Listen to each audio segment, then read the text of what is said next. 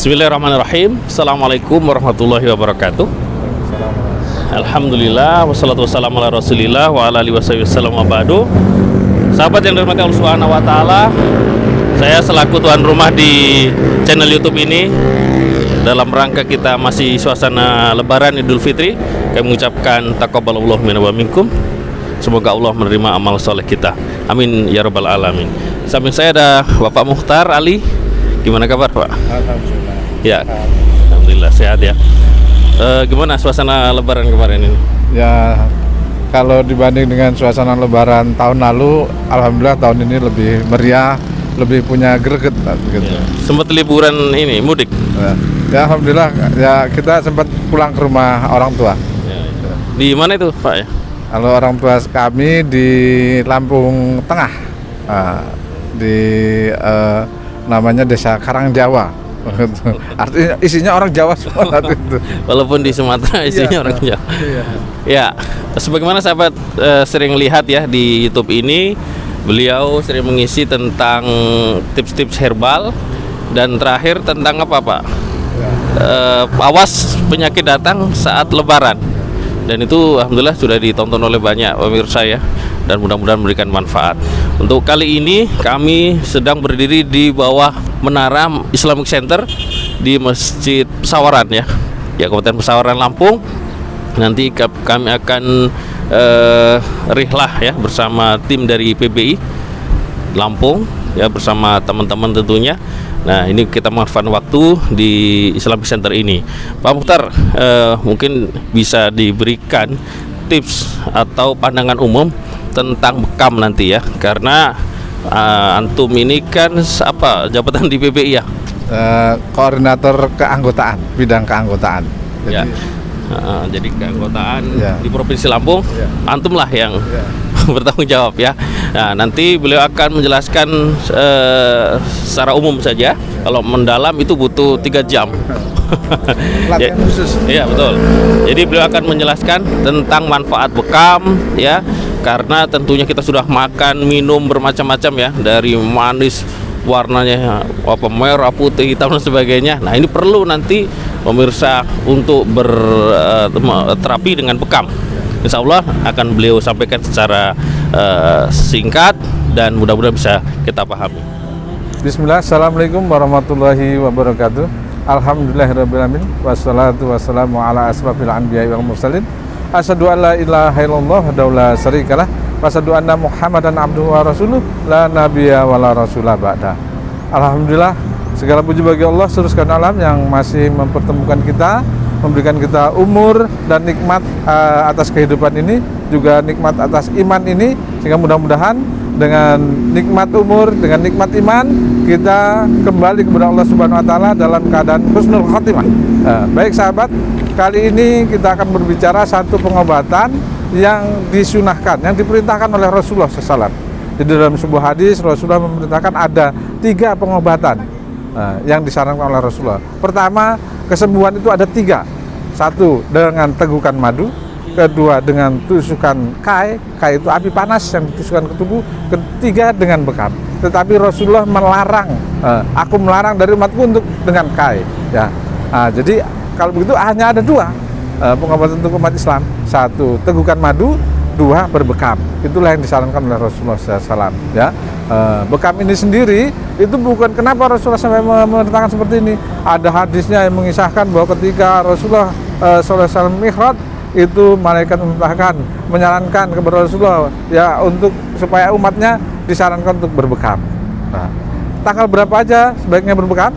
Berbekam dalam hadis yang lain Rasulullah menyarankan untuk setiap bulan untuk menjaga kesehatan, bukan kalau kita sakit, tapi ini untuk mencegah penyakit, menjaga kesehatan kita. Pertama tanggal 17, tanggal 19, tanggal 21 bulan Hijriah, bukan bulan Masehi ya, bulan Hijriah.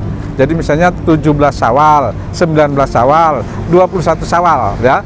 Bukan 17 April, 19 April, 21 April, bukan, tapi bulannya adalah bulan Hijriah ya. Penanggalannya adalah penanggalan Hijriah.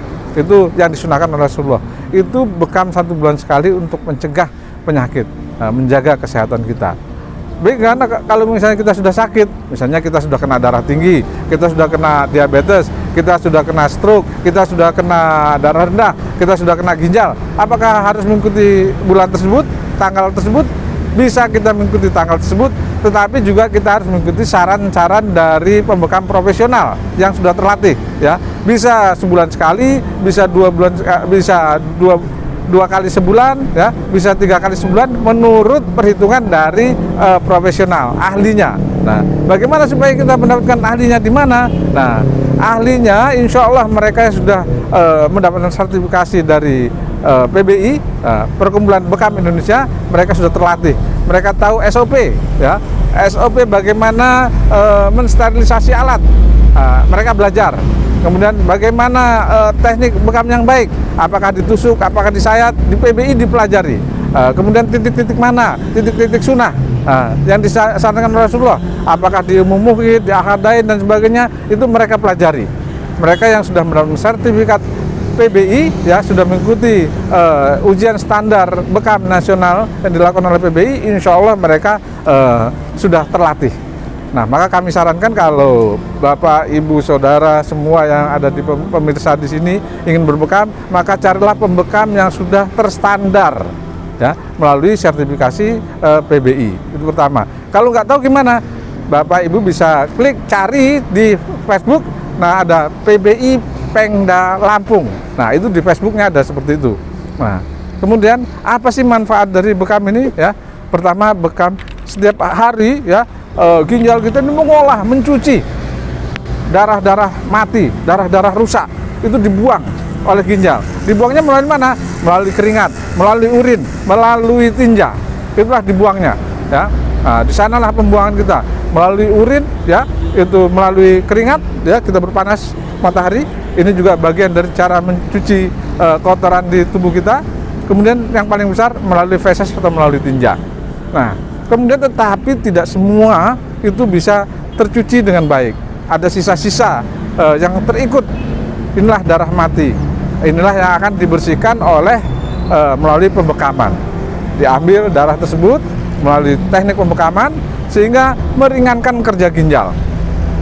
Ketika ginjal ini ringan kerjanya, terbantu kerjanya, maka organ-organ lain, jantung mendapat pasokan darah yang segar.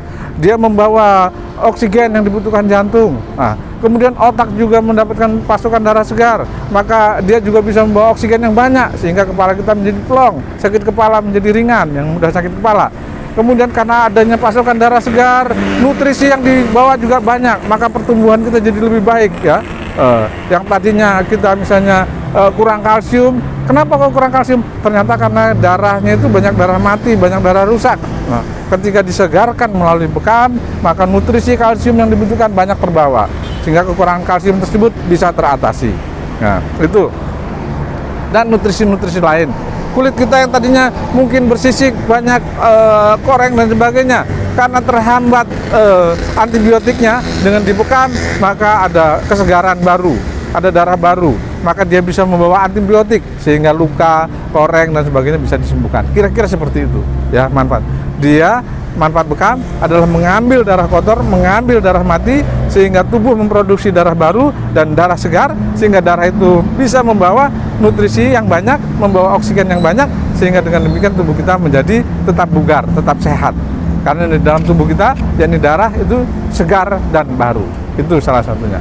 Maka nanti kalau misalnya setelah melihat tayangan ini, ya, ingin bagaimana merasakan manfaat bekam seperti yang saya sarankan tadi, carilah pembekam yang profesional, pembekam yang terlatih, yang sudah punya sertifikat bekam melalui PBI. Kalau mau tahu di mana mereka, silahkan klik di Facebook Pengda PBI Lampung. Demikian Bapak Ibu, mudah-mudahan ini bermanfaat dan bisa menjadi wasilah bagi kita untuk membawa kesehatan dan kebaikan bagi kita semua. Wassalamualaikum warahmatullahi wabarakatuh.